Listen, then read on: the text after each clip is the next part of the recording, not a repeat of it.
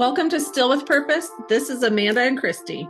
Our goal is to dig deep and discuss real, raw subjects in pursuit of greater self-awareness, positive transformation and healing, and to link arms and journey with you to find purpose and passion in life. Welcome back, everyone. We have the question today: what would happen if you stopped being afraid to be seen? Amanda, what's our quote? Okay. Vulnerability is the courage that inspires freedom in yourself and others. I adore vulnerability because it creates a space of knowing and understanding another human. And I love to create that with other people. Not everyone's game for it, but if I can create vulnerability with someone, that is the number one priority in a new relationship and my standing relationships. It's hard to do when you just initially start talking to someone. At least for me, you're probably a seasoned pro at it. Why is it uncomfortable? I don't know that it's uncomfortable. It's just like, for instance, when you're at a gathering and, you just don't dive into vulnerable topics quickly, or at least I don't. I think it's all in the art of the question. And I'm not saying you don't have an interest in humans, but once you change your questions, they can no longer answer yes or no. Or just like I did to you, why is that? Explain what you mean, kind of thing. Yeah. And then they go into something deeper. But a lot of times, I would say people aren't really interested in what's going on with you. They're very self-absorbed. In fact, I've joked about this before in passing. When someone says, "Hey, how are you?" Do you really want the answer? No. What if I just responded and said, "Well, my knee hurts and my back is in pain."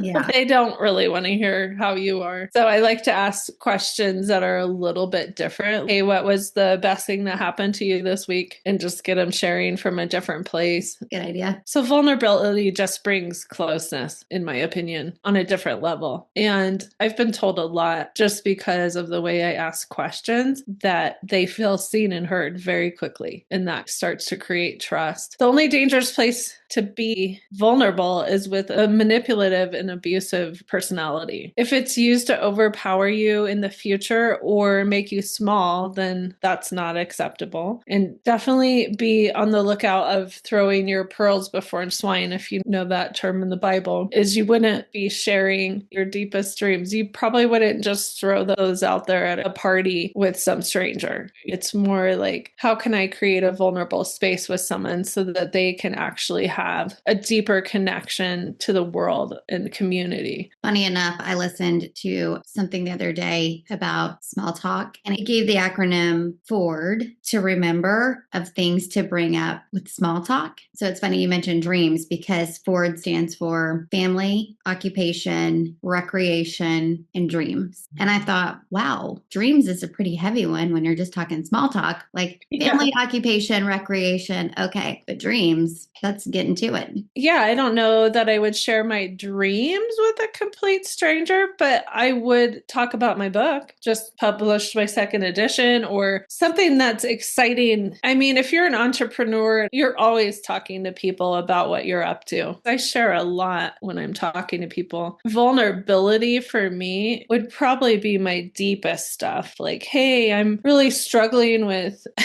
validation right now, or I'm really struggling with being single and I really have a dream of being with a fantastic human, that's vulnerable. Mm-hmm. And I don't really need to discuss it out loud at a party that someone's walking by getting chips. So they're like, I'm just trying to get some fondue here. So move aside. But then when you start adding alcohol into that mix, man, if you're not careful, you can actually be quite vulnerable. And if you're around a manipulative person, that can be used in the future against you. Yeah. And I know I've talked about this before. My posts on Facebook is really where I like to write my deeper content. And really, I will pull together a second book at some point. Right now, I'm working on on my second edition of my first book, but I write every day so that I can keep that muscle going, that part of my brain. And that vulnerability, people use it in the sense of one, they feel like they know me really well because they follow my posts. And we have never really had more than a 10-minute conversation. And they feel like they know me well enough to be able to give feedback. And that's not really appropriate. You know what I mean? I'm putting myself out there and you are giving me feedback and you know nothing about me in a sense. We don't have the relationship built. Now, if I was super negative over and over and over, they could just choose out and hide me on Facebook. But to give me feedback on my life just because you've watched my content, you have no context of why I wrote it, what I'm doing in my life, and how you can support me. So I just think it's interesting how people view my vulnerability online to give them a free pass to speak. That's funny. There's this gal on social media and she keeps coming across my Facebook feed. I'm sure it's because I keep clicking on it, obviously. But she does this really fun to watch dancing, and she's from South Africa, and just the way she moves her body is so incredible. Very sharp, but like it's taking no effort whatsoever and just so in tune with the music in the strangest ways. But very cool videos. And I was reading the comments. Somebody said, "Can I make a suggestion just after watching several of your videos? They all tend to look the same with some of the same moves. Maybe spice it up with this and that." And he just got railed by other people. Like, well, who are you? Why don't you post a video of you dancing and let us give you feedback? And she didn't ask for your feedback, and let her be. But it reminds me just of what you're saying. Why do people feel like they now have the right to comment on it? Yeah. And it just I shouldn't say that. They do have the right to comment on it. Why do they feel like they have the right to give their own feedback or suggestion? Yeah, I'm going to critique your dancing now. Yeah. It's swipe up. What is so hard about swiping up? I know it's real easy on the dating sites to be swiping right or left, I should say. That tells you how much I'm on the dating sites. That lasted about a week, by the way. I've never, that was kind of after my time. It exploded. I never got into it. And I'm glad I skipped all that. Yeah, I'm super thankful if any of the listeners don't have to do that. I chose out within a week because I just couldn't hack it. I think I'm just happier single. Like, I will wait for an incredible person. I don't know how he's going to come in. He might be a UPS driver at this point. Never know. But they're always in a hurry and don't have a conversation. But someone will hear our podcast maybe and be super intrigued by our conversation. That story's hilarious because it just makes me kind of giggle about human nature and why we need to speak up, period. Why we feel the need to speak up. Yes. What if everything that came out of our mouth was just positivity? You really could find 10 ways those videos made you smile or brought light into your life or excitement or motivated you to start dancing and exercising or work on your body, like whatever it is, like turn it into a positive. Ultimately, if your vulnerability creates the space for someone to grow and they give back in a vulnerable way, that challenges you to grow as well. And that's the sweet spot, in my opinion. I love creating that with humans. That is when knowing and love is shared easily. Just as a side note, I feel like the emotional connection is far deeper than the physical. For me personally, in the dating world or with men, I'll say this over and over, emotional connect is far deeper than the physical one because it's so rare to find in another human. And I've only found it in 2 men in the last 7 years that has gone that deep and that emotional with me. And the big thing is to not let fear run you away from this kind of connection because it takes insane bravery to be that connected. But the problem I've found in those 2 relationships specifically is that when I share myself vulnerably like that, it can be used manipulatively in the future, or I bond very quickly. And then I feel like, hey, this bond deserves more effort. on your part. And I'm not getting that. So now what's going to happen? How am I going to change this in my brain and in my emotions that this isn't actually what's going on between us? Really? You find this kind of relationship out there in the world just every day? I don't think so. That's where I get caught up and think, oh man, I should have never done that. Even though both relationships were extremely powerful and monumental to large healing in my life. And Brene Brown talks about vulnerability a lot. And why would I want to create that safe of a place with a person that's not committed to me? Yeah, I definitely am not as quick to be vulnerable as I was years and years ago. But I think that's due to just life. I've mentioned before, life just beats you up and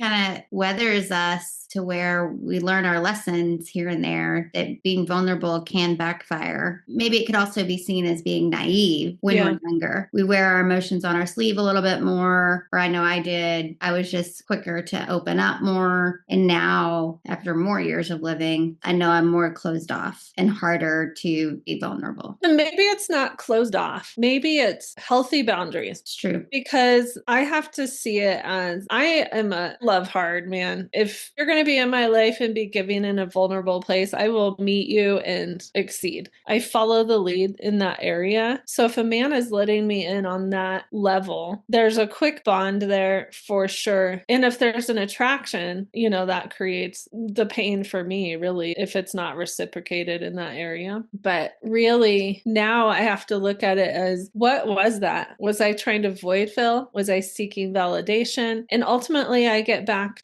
to the God piece of, that's a cavernous void that will never be filled by man. And why am I still seeking that? Well, I want a tangible person in front of me. I love God and I love our relationship, and I need tangible humans and community. You were talking about being vulnerable in your case with men or people that you're dating. It's also true though with friendships. And I'm not quite as vulnerable when it comes to just meeting people and opening up like I used to be. But when you are talking about in the dating world, there was a quote that you and I talked about before we started recording this from Bob Marley. And it says, "The biggest coward is a man who awakens a woman's love without the intention of loving her." And that goes back to, we've had a long time of living at this point, and we've learned that sometimes when we open up, it can be crushing when it's not acted upon. Yeah. And let's be real clear. I wasn't in the dating world. I was just bonding with an unavailable man, emotionally or physically or whatever. They weren't available to me to be 100%, but I was still willing to give on a level that, I don't know, there's tons of, like Jay Shetty and all these guys that have content, all their relationship content is reciprocate exactly what the man is giving to you. So he earns the right to have more of your vulnerability, and it's through commitment. I don't need a really great guy friend. I just don't anymore at my age. If I am investing in a guy for hours and hours and hours on the phone or whatever, which has been the case for me, I want that to be investing in a future relationship, not putting my vulnerability out there. It feels cheap. And when I say vulnerability is way more powerful than physical between two humans, this is the stuff that ruins marriages. So if people think they can have like a side vulnerability and their own spouse doesn't have that vulnerability with them, that's a problem. We've seen it in the seminar rooms too, is, maybe the wife goes to the seminar and not the husband. It's like, you want your wife to go be vulnerable with a bunch of men? I don't think so. Do you want your husband being vulnerable with a bunch of women and he's not with you? It causes problems. So I do want to bring up the aspect of justifying vulnerability with someone that you're attracted to is not healthy for your relationship or their relationships. Just putting that out there. Just to build on that, I think we all seek to be able to be vulnerable with at least one person. So in a relationship, and if one person feels like you're not at that level in your relationship, it's probably easier to seek that outside. So it's a good reminder to be sure to keep the vulnerability happening in your relationship. Yes. You have to actively communicate with your spouse or your partner and can stay at that vulnerable level. And it's easy to let the chaos and busyness of the world take you to more of a surface level as a constant, but it requires effort and attentiveness to remain vulnerable and connected. Yes. And we all want to be seen, heard, and connected. And yes, it's active. It's something that needs to be looked at on a weekly basis at the minimum. How is my connection with the person that I say I love? Otherwise, your relationship ends up being like a roommate, a bad one sometimes. So it's like, what are we doing? From a divorced woman, I am begging you to look at this, because once that leaves and you start looking for validation and attention and being seen as someone that has something great to say or looked up to in any way by the opposite sex, for me, is not good for my relationships. And it's not good for them, because then they start shutting down and feeling like, well, jealousy and envy can come into play, especially in some of the rooms I'm in with hundreds of people. That's not safe to my man if he doesn't have a deep connection with me and knows what's going on in my heart. We've talked before about being careful who you share your dreams with, and that you don't want to give people answers and you don't want to seek answers from other people. But in a relationship, you want to feel like you can share your dreams, your goals, your aspirations, even as crazy as they are, without feeling like the other person is going to judge you or shut you down. And so that leads into vulnerability, because if you have that experience several times, you're going to stop being vulnerable and stop sharing. And so then when there is someone outside the relationship that you feel like you can do that with, that's a risk to the relationship that you feel like you can no longer do that in. So all these things, just being able to communicate openly and connect on a deeper level within your relationship and feel like you can be vulnerable without judgment, those are so important to keep as characteristics of your relationship and to actively work on keeping. Yes. And it is a second away. You could quite literally change your whole relationship, or at least the undercurrent of your relationship, with just an open, honest conversation of,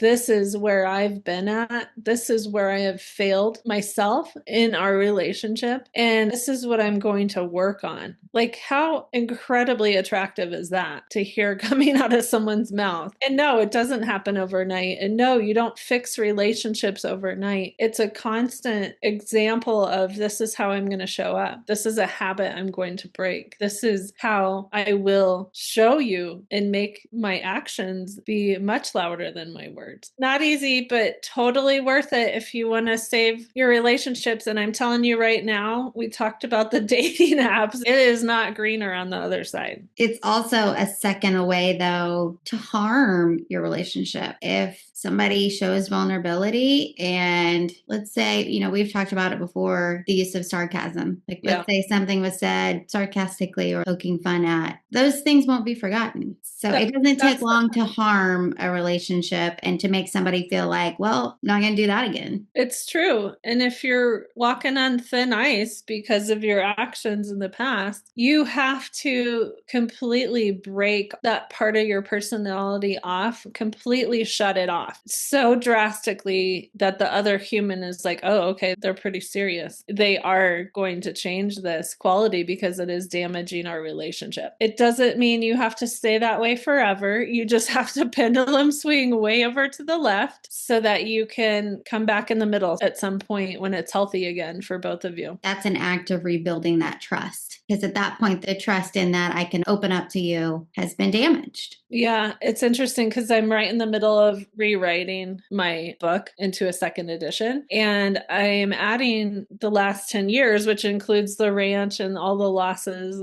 My second marriage is in there. A lot of death is in there. Sounds really depressing, but I have a nice spin on it. But it's just really reiterating the damage that can be done in one action and the devastation in a heart that was super hopeful, and how to heal from that. And it's going to be a very powerful addition to my book, and kind of bind it all together in the aspect of, and rise again, and only God, and And this is human nature. And this is what sin looks like. And you have damaged humans too. So I'm very excited. I'm right in the middle of writing this, and it will be done soon. And I'm very excited about it. You mentioned only God after several instances. I know we've all had letdown situations where humans have hurt us or manipulated us using our own vulnerability against us. So after many of those, that's where a person comes to the point of realization that God's been there the whole time, and God would never do that, has never done that, never would. And that's where we stop putting our trust and faith in humans. And we have to recognize that we can only put our faith in God to never be let down. Yeah. I was going to say earlier, the stuff we've talked about, vulnerability with humans on this earth, he wants that vulnerability with us. Yeah. Deepest, darkest secrets. He already knows them. He was right there in your choice going, ugh, this one's going to hurt. I didn't make you a robot. You have free will choice. That choice is going to hurt, and we'll get through it. And that's where I feel like I'm at with 7 years later, after all the damage and destruction that happened with my dream that I shared with someone that wasn't safe, who did not care about anything. He cared about what he was going to get out of the whole project, and manipulative, super dangerous personality for me to be around. And I gave it all. Like, I laid out there pretty much naked as far as my dreams and goals and talents and gifts. And I was obliterated with that man's words. And it's okay. I still rose again. I'm not saying the first 6 months were pretty, but I never left God. I just always ran back into his arms and sat on his lap and thought, I got nothing. Help me. Because that was so much exposure and so much devastation. And I'm sitting here today before you and have created more of it, in the last 7 years with those 2 guys that I was talking about. Like, I've allowed myself to be vulnerable in love again. And that is a superpower, and I'm super proud of it. The fact that I'm willing to rise again and try again. And I will find love. I have incredibly high hopes that I will find my person in my lifetime that is brave and deeply vulnerable with me, but most of all, safe. A man that actually sees me, hears me, and holds me and protects me. I know we've said it in one of our episodes before, though, in a healthy relationship, both people prioritize God as first. And as long as we do that and learning from our past mistakes where we've put our trust and faith in another human and it's gone terribly wrong, taking that learning this time, in your case, I know that God will be first. And if any devastation were to happen, like you're saying, you're still with God. And so everything's okay. Yeah. Honestly, I love and adore the humans I put time into. Just because they didn't choose to give that back to me does not mean they aren't exceptional humans and they deserve the very best that God has to give them. I mean, I completely love and release, and that is a healthy way to do it because you're not in unforgiveness. You're not bitter. You're just, okay, well, that hurt. I think I'm going to choose out of that. And what can I do with my time, energy, and gifts now? That's what I want to spend my time on. Not allowing them to take me off my path of what I'm supposed to be doing, like we talk about all the time. So let's talk about why vulnerability is a superpower. Vulnerability is the start of real connection because you can't be fully loved if you're not fully known. You can't be supported if no one sees your truth. And vulnerability is how 2 people finally meet each other without titles, roles, masks, or performance. We've talked about masks before in one of the podcasts. Absolutely, you want someone to fall in love with the real you, or else you are in huge trouble when that mask slips and the real you is completely different than the person you portrayed at the beginning. I believe vulnerability removes the illusion of perfection. Perfection creates distance. Honesty creates closeness. People bond with the human version of you, basically. It also unlocks trust. It gives hope and encourages someone that they aren't the only one that has gone through loss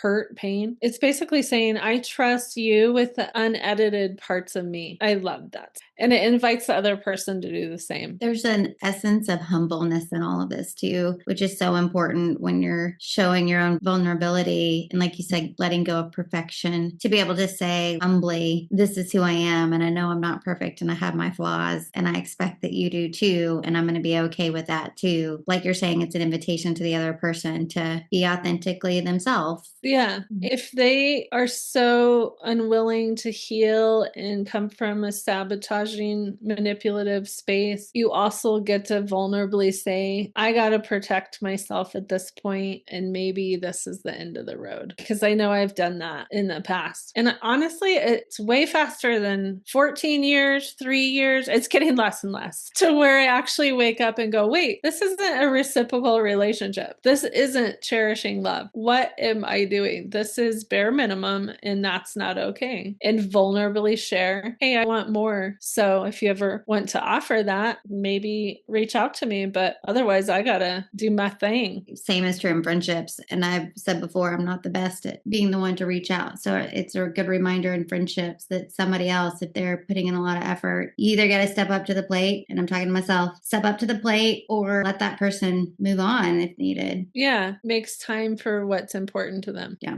So that action alone, time and effort, is a loud indicator on where you are at in that person's life. And it hurts to not be a top priority when you're willing to give 110%, right? And I have to fully trust in God's protection. If a relationship doesn't work out, if he can part the Red Sea and raise someone from the dead, I'm pretty sure he can create an interest level in a man's heart towards me.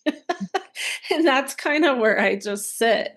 But vulnerability ultimately is courage in action. When you speak your truth, sharing your deepest emotions, admitting fear, owning your needs, and showing your scars, that's vulnerability. It also eliminates shame in each other, unless it's used in a manipulative way in the future to create more shame. And shame thrives in secrecy. So the moment that you speak what you're ashamed of, it loses its oxygen. And that's why vulnerable relationships are so important. You're actually being a catalyst to removing shame in someone else's life. Now, ultimately, God removes your shame because you're repentant and have a close relationship with him. But having a conversation with a human about your secrets and shame is powerful, a safe human. You stop being controlled by what you're hiding. And I believe vulnerability is required for spiritual growth. Honesty with yourself and God is what shifts everything. Vulnerability clarifies who belongs in your life. And when you show your heart, people reveal their character. And that is the most important thing you need to figure out, is someone's character. And that is what vulnerability exposes. You absolutely find your people in vulnerability. And I am a huge advocate, obviously. Do not run from being vulnerable. Do not hide in secrecy and shame. Keep trying, and you will find your people. It might be for seasons. You might not be able to keep a person for more than 2 years, 10 years. You don't know when the season of that relationship is up, but it can absolutely be a game changer in your life. And also, it may not be a purposeful hide, just kind of lean towards not showing vulnerability because of some of the letdowns that we've experienced in life. So rather than just defaulting to not showing vulnerability, really trying to lean into vulnerability. Yeah, you're stealing from yourself. You're stealing possibly a really amazing relationship. Us alone, we met on a plane. Yeah. Now I know a lot about you.